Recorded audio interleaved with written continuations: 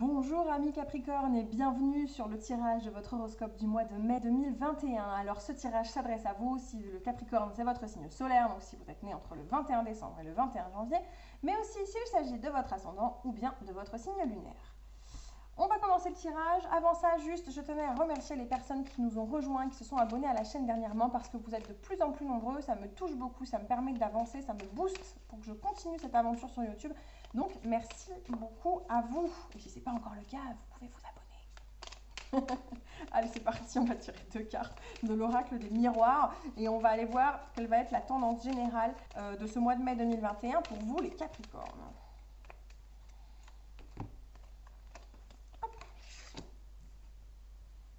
Ok, alors, si vous êtes une femme, concrètement, c'est vous qui allez, entre guillemets, subir un examen, un bilan, remise en question. Chez certains, il y a peut-être un examen pur et dur qui va se produire et qui va marquer toute votre attention, qui va attirer toute votre attention au mois de mai. Hein, ça peut être un examen d'études, un examen scolaire, un bilan de compétences, ça peut être un examen, un permis de conduire, ça peut être un peu tout et n'importe quoi. On peut être sur de l'examen, on pourrait être sur de l'examen médical, mais je ne pense pas, et vous savez bien que sur Divinarium, on ne s'attarde absolument pas sur les domaines qui touchent à la santé, hein, ça n'est pas mon job du tout, mais on va être, ou alors on va être sur de l'examen, de la prise de conscience, du bilan, de la réflexion. Donc si vous n'êtes pas une femme, si vous êtes un homme, j'aurais tendance à penser que ça va toucher une femme qui vous entoure, une femme qui vous est proche, qui fait partie de votre cercle rapproché, et qui va avoir justement subir cet examen, cette remise en question, ce bilan, etc., etc.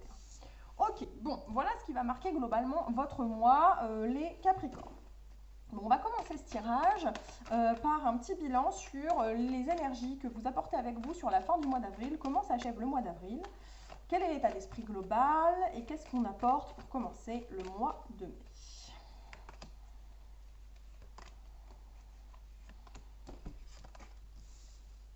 Alors, il y a un côté harassé, débordé, fatigué, on n'en peut plus, on en a ras la cacahuète. Là, c'est trop d'infos avec le 10 de bâton. Le 10 de bâton, il est à la limite du burn-out, vous avez vu comment il porte sa charge tout seul.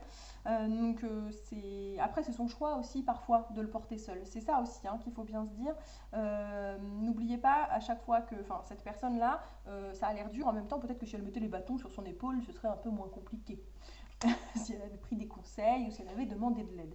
Donc il y a un côté débordé, mais un débordé, j'ai envie de dire, non mais c'est vraiment exactement ça, hein. Si je le dis pas pour rien, hein. C'est que la tendance générale le 10 de bâton ne veut pas toujours dire ça, mais c'est vraiment l'idée générale là, sur la fin avril, c'est quelque part, il y a un côté de débordé, fatigué, mais avec ce 9 de pentacle, c'est un peu un choix volontaire de votre part aussi, de vivre dans cette situation, et de garder ça pour soi, hein. La papesse, elle a un côté très renfermé, très intérieur, elle garde pour elle, donc on n'en peut plus, on a ras-le-bol, en même temps c'est un choix entre guillemets un peu égoïste, parce que si ce 9 de pentacle, il nous parle souvent de profiter de ce qu'on a acquis, profiter de ces petites choses tout seul, voilà, récolter les fruits, vous voyez, elle est en train de faire les vendanges, cette dame à moitié, hein, elle se balade à travers ses vignes, elle récolte son raisin.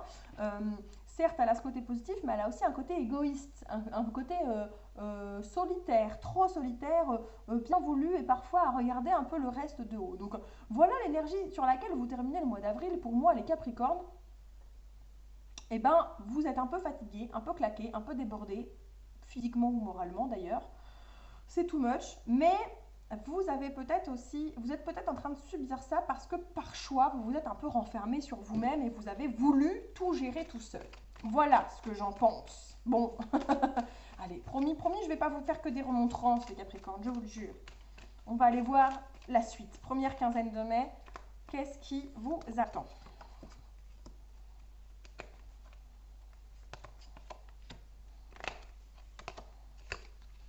Il y a une notion il y a une notion de bilan, il y a une notion oui, on passe de la papesse au pape et le pape est à la papesse, je cherche une métaphore, attention, le pape est à la papesse, non je ne vais pas trouver.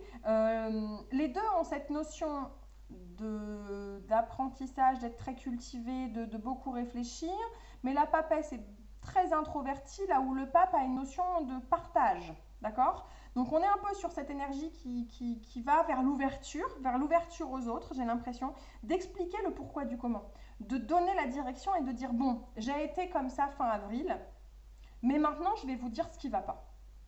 Maintenant, je vais vous expliquer, je vais vous guider dans la direction pour mieux comprendre la situation, mieux me comprendre. Il y a le 5 de coupe en centrale qui nous parle quand même de ne pas aller fort bien à l'intérieur, où il y a des choses qui angoissent, qui inquiètent, qui font du souci. Ça, c'est une certitude. Mais en même temps, c'est comme s'il y avait une espèce d'ouverture et de partage, parce qu'avec le 10 de Pentacle, on arrive à l'aboutissement de quelque chose, comme si cette situation et le fait de partager, vous voyez, si on doit avancer chronologiquement 1, 2 et 3, on s'ouvre aux autres, on partage cette histoire de cette tristesse, etc. On crève enfin l'abcès, on le vit, on accepte de ressentir les choses, et on est sur un espèce d'aboutissement, ou que ce soit sur le plan familial, bien sûr, mais dans le quotidien, le foyer, etc., où on arrive au bout des choses et les choses se concrétisent parce que on a crevé l'abcès. Voilà, première quinzaine de mai, les choses reprennent leur place. Et le 10 de Pentacle, c'est globalement une carte positive, hein, quand même. C'est globalement une carte positive où on est à l'aboutissement de quelque chose qu'on a travaillé, on a travaillé pour le construire. Là où en 9 de Pentacle, on était tout seul, on n'est plus tout seul sur le 10 de Pentacle. Là, on le vit à plusieurs. Vous voyez, ce personnage, il est, c'est l'archétype de la famille. Papa, maman, les enfants, le chien, la maison derrière, avec les pentacles qui nous parlent de la réussite financière. Donc, concrètement, on est sur un aboutissement, une espèce d'ouverture, de montrer la direction, d'accepter les inquiétudes, les soucis, de les extérioriser et de crever l'abcès. C'est vraiment comme ça que je ressens les choses. Deuxième quinzaine de mai. Deuxième quinzaine de mai pour vous les Capricornes.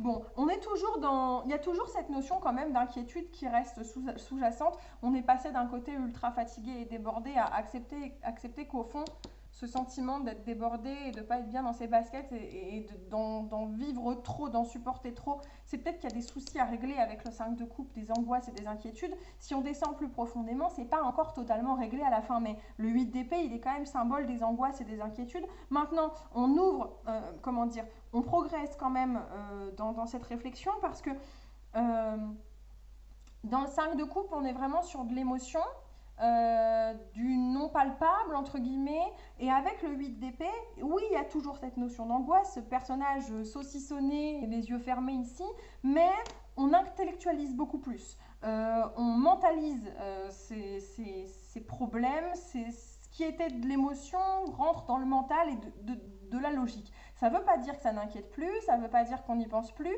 mais ça veut dire qu'on est déjà un peu plus rationnel. Et d'ailleurs, si on va au bout des choses avec ce 8 d'épée, je le dis souvent quand je tire cette carte, mais si le personnage il retire ses yeux, il retire son bandage de ses yeux, alors non seulement c'est facile à faire parce qu'il n'est pas saucissonné si fort que ça, et en plus il verra que ce cercle d'épée, les épées ne sont pas si resserrées que ça, on peut en sortir facilement, on est capable de passer à autre chose. Avec le 8, on est sur un renouveau, donc maintenant c'est encore compliqué, mais c'est en passe de se régler. D'ailleurs, qu'est-ce qui me fait dire ça? D'un côté, on a cette notion de partage avec le 6 de Pentacle, et on a le 10 de coupe. Encore une fois, on arrive sur de l'accomplissement. Là où on était sur de l'accomplissement, peut-être un peu très rationnel, très pragmatique, très mathématique, genre j'ai ma famille, j'ai ma maison, j'ai mon toit sur la tête, j'ai à manger dans mon assiette et ça va finalement. On a carrément sur ah ouais, mais c'est pas que ça va, c'est-à-dire que je kiffe en plus, je vais vraiment bien avec les coupes. Le 10 de coupe, c'est de l'accomplissement là carrément sur le plan émotionnel. Donc c'est pour ça que je vous dis qu'on est en train de s'en sortir et qu'il y a une évolution pour vous les Capricornes. Donc, si à la fin avril, on n'est pas clairement bien dans ses baskets, courant mai, les choses ne font qu'évoluer parce qu'on s'ouvre un peu aux autres, on monte la direction, mais carrément on arrive au stade où on partage, c'est-à-dire qu'on partage quand ça va pas, on partage quand ça va, mais on partage aussi quand ça va pas, on est capable de le dire, ce qui nous permet d'aller franchement mieux d'ici la fin mai. Ok. Alors avec cette femme et l'examen, on n'a pas encore exactement d'éclaircissement. Si c'est vous la femme en question, c'est pas impossible que cet examen ce soit une espèce de remise en question et un examen, un bilan sur vous-même du coup, hein, qui vous ait poussé à arriver jusque là. Bon, alors, on va continuer sur le plan pro pour vous les Capricornes. Non, pas deux, ça fait trop. On va faire un tirage en croix, ça change un petit peu d'habitude. Petit tirage en croix pour vous les Capricornes.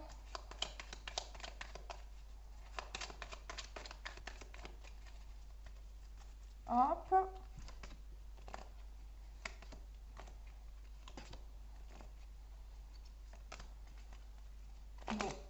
Bon. Encore une fois, on a cette espèce d'évolution. On a cette espèce d'évolution globale qui fonctionne plutôt bien. Je vous explique. En positif, on a le côté... eh ben on va oser se confronter aux autres. On va se confronter soi-même même. Et ça, c'est ce qui va nous faire du bien, même sur le plan professionnel. On va dire les choses. On va aller même au-devant de choses que d'habitude on ne saurait pas faire, qu'on n'arriverait pas à faire, qui seraient pour nous considérées comme difficiles, ou des tâches qu'on n'aime pas trop. On va au-devant de ce qu'on n'aime pas et on l'affronte et on fait les choses et on fait les choses bien, même si c'est pas simple. Et on y met tout l'entrain qu'on est capable d'avoir parce que toute cette énergie-là, eh ben, elle nous rend d'autant plus productifs parce qu'on est capable d'abattre des forêts dès lors qu'on a envie de se confronter à ces choses-là. Donc ça, c'est une bonne chose. Par contre, au côté négatif, j'ai l'impression qu'il va y avoir quand même pas mal de chamboulements pour vous parce que la carte de la tour, quand elle sort et qu'elle sort en négatif, il y a un sacré chamboulement qui vous attend sur le plan professionnel, j'ai l'impression. Il y a un sacré chamboulement qui va vous arriver là, plan professionnel ou vie active, hein, bien sûr, pour les personnes qui seraient sans emploi ou volontairement à la maison ou qui seraient retraitées par exemple. Dans la vie quotidienne, dans la vie de tous les jours, dans nos activités, va y avoir un changement assez radical et brutal, j'ai l'impression, qui va vous tomber dessus quand même. Vous allez l'affronter, mais ça reste un chamboulement majeur. Le conseil qu'on vous donne, c'est la tempérance. Alors la tempérance, je pense que le nom de la carte parle de lui-même. Mettez de l'eau dans votre vin, apaisez-vous, ne soyez pas toujours too much, n'allez pas au conflit sans arrêt, d'accord? Sur le plan pro, vous ne pouvez pas être tout le temps en train de, même si ce changement il est dur, même si c'est pas facile pour vous d'affronter ça dans le quotidien, au boulot, tous les jours ou même à la maison, dans le cadre de personnes qui sont chez elles, vous ne pouvez pas tellement être plein d'énergie à foncer dans le tas que vous allez foncer dans les autres et que vous allez vous engueuler avec tout le monde tout le temps, etc. Donc mettez de l'eau dans votre vin, détendez-vous quand même un peu. C'est un mois qui va être sur le plan professionnel et vie active riche. Riche, c'est l'impératrice qui nous parle de ça. L'impératrice, elle nous parle de nouveaux projets. En même temps, il y a un truc qui change radicalement pour vous, hein. Donc on est sur du nouveau projet, des nouvelles choses qui se mettent en place, mais l'impératrice, elle nous parle aussi de l'abondance, des choses qui arrivent en quantité. Donc il va s'en passer des choses, hein. Vous allez avoir un mois riche, un mois où il va se passer beaucoup, beaucoup, beaucoup de choses. Et avec ce 2 d'épée qui vient en synthèse, c'est comme si on nous disait, c'est à la fois riche, c'est à la fois positif, c'est à la fois inquiétant et fatigant. Ce qui fait que tout s'accumuler, on se retrouve un peu pris entre deux eaux. Il faut avancer, il faut prendre des décisions pour avancer, il faut ouvrir les yeux. Et c'est vraiment ça qui va être la synthèse de votre mois sur le plan professionnel. Vous allez ouvrir les yeux sur votre situation dans le quotidien, dans la vie professionnelle, à la maison. Ouvrir les yeux sur ce que vous vivez pour enfin avancer. Et avec l'impératrice qui était là en synthèse, rappelez-vous, avancer vers du positif et vers des choses qui se concrétisent. Voilà pour les Capricornes sur le plan professionnel. Sur le plan sentimental, qu'est-ce que j'ai à vous dire les Capricornes sur le plan sentimental?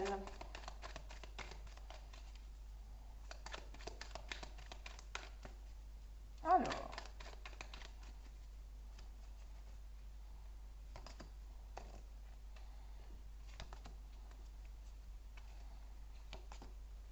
oh bon, décidément.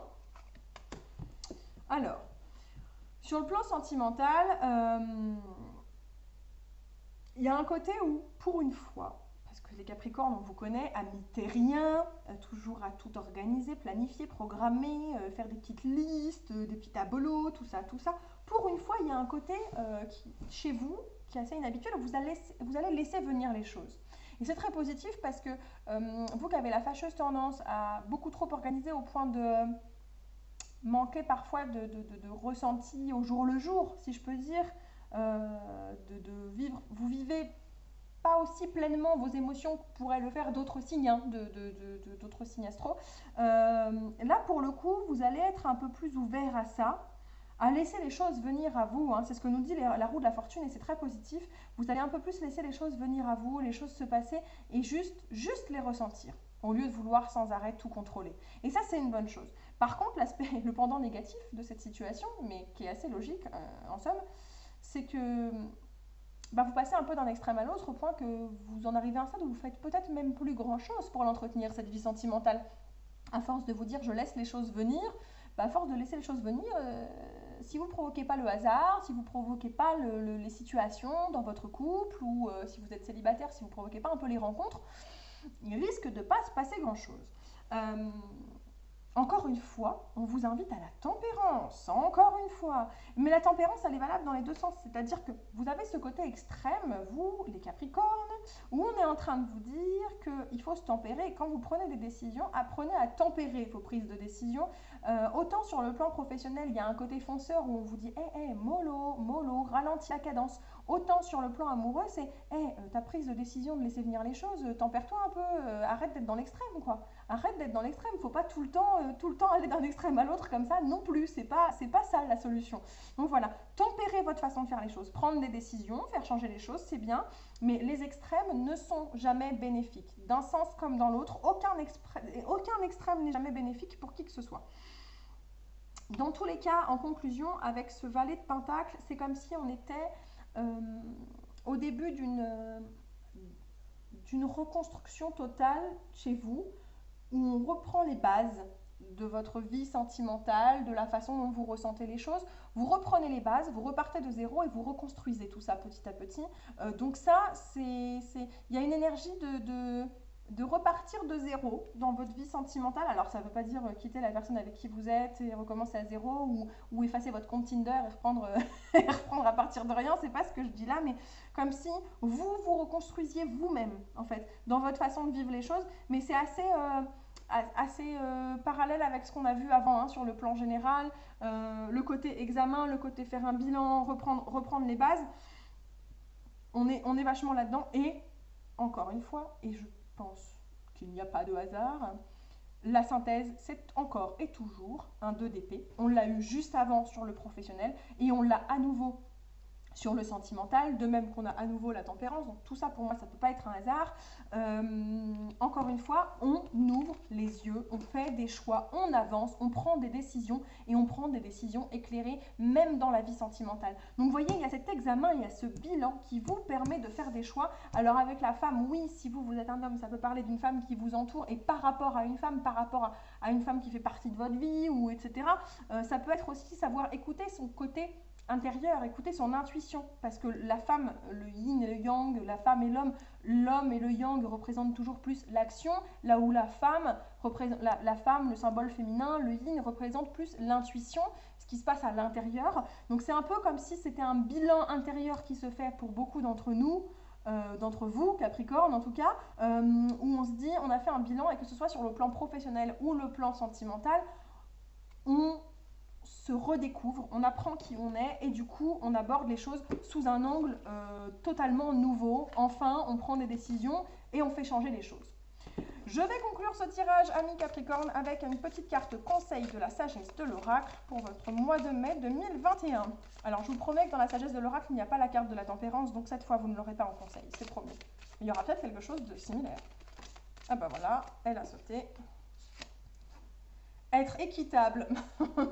Alors, c'est pas la tempérance, mais dans l'idée, c'est pas mal. On a eu deux d'épée qui nous parlent de faire de choix. On a eu, voilà, cette notion d'équilibre, d'ambivalence, de pencher des deux côtés, d'être, voilà, de prendre une décision. Et avec la notion d'être équitable, c'est justement, quand on fait des choix, les faire de façon raisonnée, de faire pencher la balance dans le bon sens, dans celui qui est bénéfique, être équitable, voilà, c'est faire le point, peser le pour et le contre.